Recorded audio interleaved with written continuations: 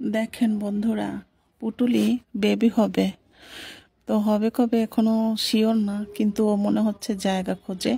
এরকমের শোকেজ আলমারি যে কোনো জিনিস এরকম খোলা পেলেই ঢুকে পড়ে। দেখেন ঢুকছে কোথায়, বের হচ্ছে না, মানে ওকে টেনেও বের করা যায় না, ওই ওর ভিতরে ঢুকে থাকে, জায়গা খুঁজে মেবি।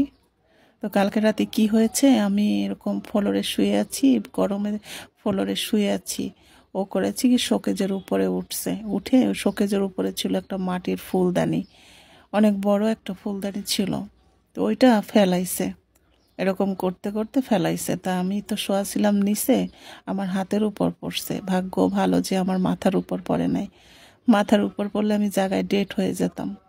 আল্লাহর রহমত, আল্লাহর কাছে অনেক শুক্রিয়া, হাতের উপর পড়ছে, হাত সাথে সাথে ব্যথা, নাড়াচাড়া করতে পারিনি, অনেক মানে গায়ে জ্বর উঠে গেছে হাতের ব্যথায়। তারপরে পোষা প্রাণী, ওদের উপরে রাগ করে কিছু করার নাই, রাগ করেছিলাম, পরবর্তীতে ভুলে গেছি যে ওরা তো এসব বোঝে না, ওদের উপরে রাগ করে অযথা কোনো কিছু করার নাই। তাই দেখেন কি করে, এরকম খোলা কোনো জিনিস পেলে এর ভিতর ঢুকে পড়ে। ওর বেবি হবে তো এই জন্য জায়গা খুঁজে হয়তো এরকম করে না, এরকম তো কখনো করতো না, ইদানিং 2-3 দিন ধরে এরকম করছে, বের হয় না।